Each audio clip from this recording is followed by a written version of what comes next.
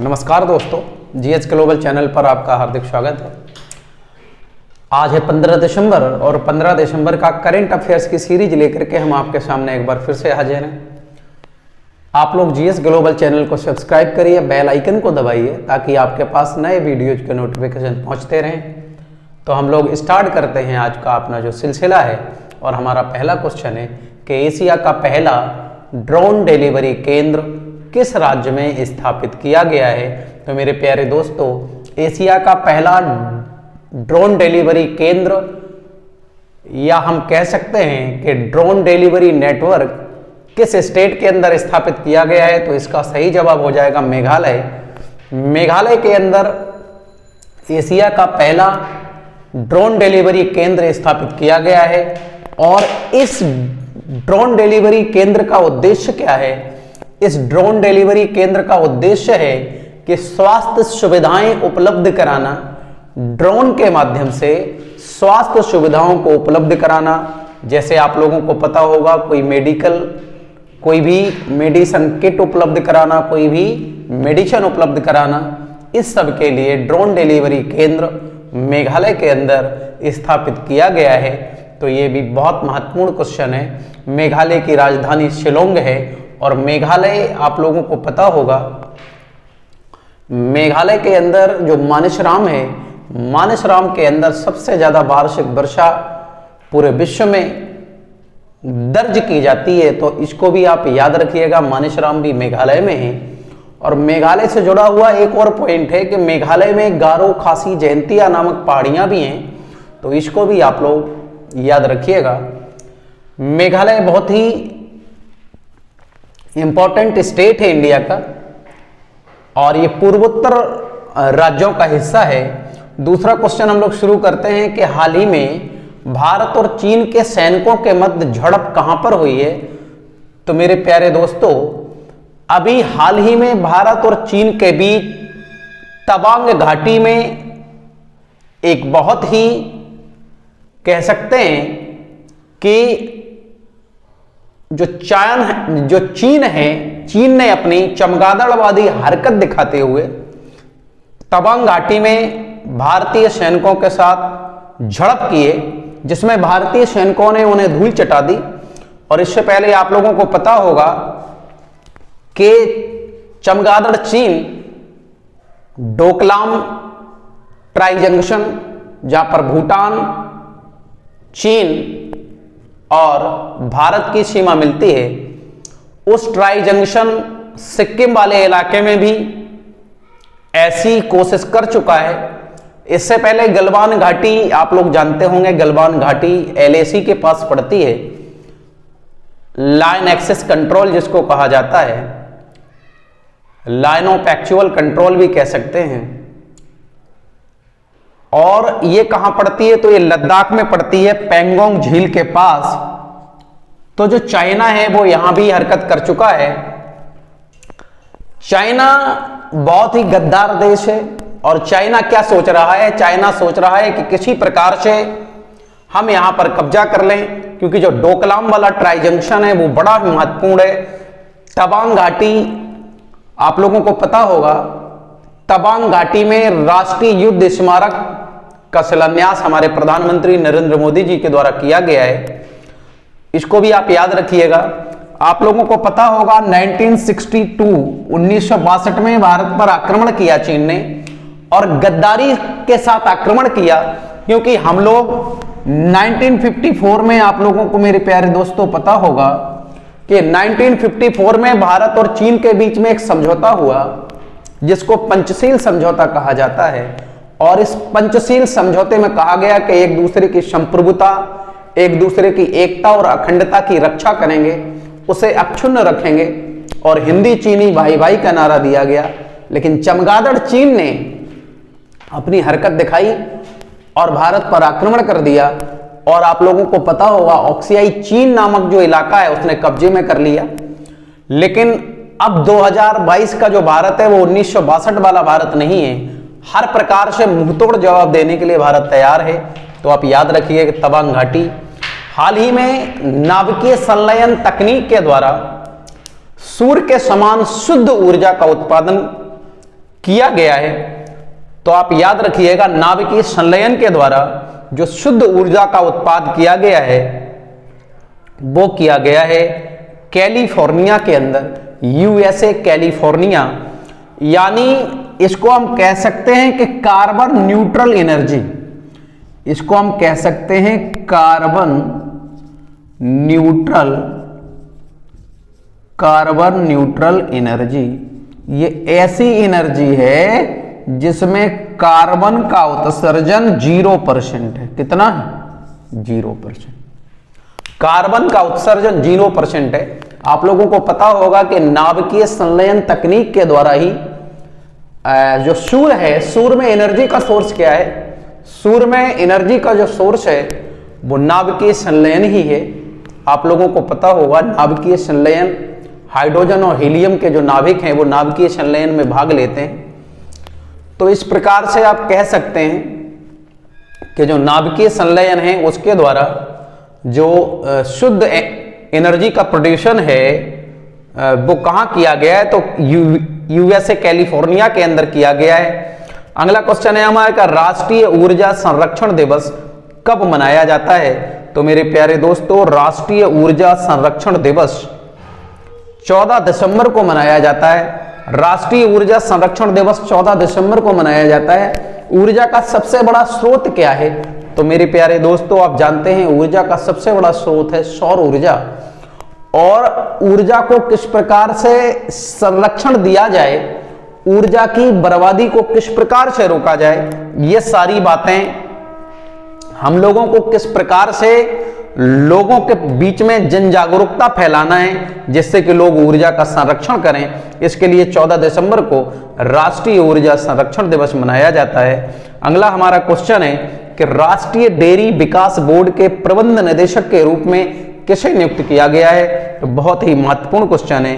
राष्ट्रीय डेयरी विकास बोर्ड के प्रबंध निदेशक के रूप में जिसे नियुक्त किया गया है उनका नाम है मीनेश सी शाह।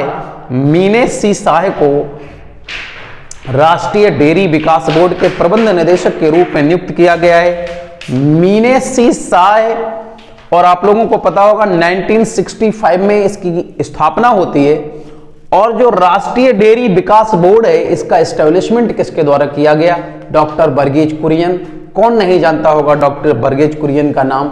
डॉक्टर वर्गीज कुरियन, जिन्हें भारत में फादर ऑफ यानी कि दुग्ध क्रांति का जनक कहा जाता है इन्हें, है ना। फादर ऑफ मिल्क रेवोल्यूशन कह सकते हैं आप, या फादर ऑफ व्हाइट रेवोल्यूशन कह सकते हैं, कुछ भी कह सकते हैं आप इन्हें। श्वेत क्रांति का जनक उनके द्वारा 1965 में। और आप लोगों को पता होगा कि मत्स्य पालन, पशुपालन एवं डेयरी उद्योग के अंतर्गत ये आने वाला एक तरीके से कार्यक्रम है। और जो आपका राष्ट्रीय डेयरी विकास बोर्ड है, राष्ट्रीय डेयरी विकास बोर्ड का जो मुख्यालय है वो कहां पर है? तो आनंद, गुजरात के अंदर है। आनंद, गुजरात के अंदर राष्ट्रीय डेयरी विकास बोर्ड का मुख्यालय है। तो इतने क्वेश्चन आप लोग विधिवत तरीके से याद रखिएगा। इसके बाद हम अब डिस्कस करते हैं अपना नेक्स्ट क्वेश्चन। अगला क्वेश्चन है हमारा कि इंटरनेशनल क्लाइमेट क्लब की स्थापना किसके द्वारा की गई है? तो मेरे प्यारे दोस्तों, इंटरनेशनल क्लाइमेट क्लब की जो स्थापना है वो G7 ग्रुप, जो G7 ग्रुप है, G7 ग्रुप देशों के द्वारा की गई है। और इंटरनेशनल क्लाइमेट क्लब का जो उद्देश्य है वो क्या है? इंटरनेशनल क्लाइमेट क्लब का उद्देश्य है कि ग्लोबल वार्मिंग को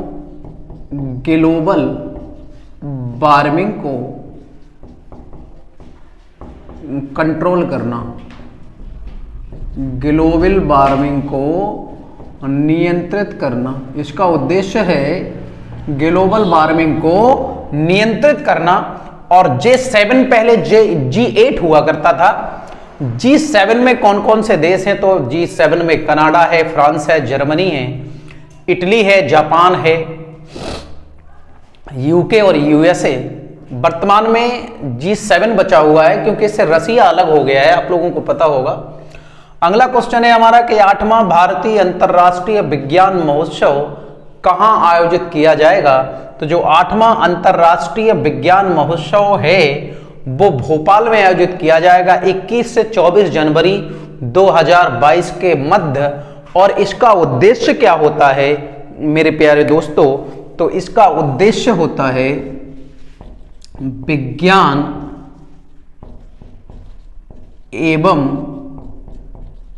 प्रौद्योगिकी, विज्ञान एवं प्रौद्योगिकी के क्षेत्र में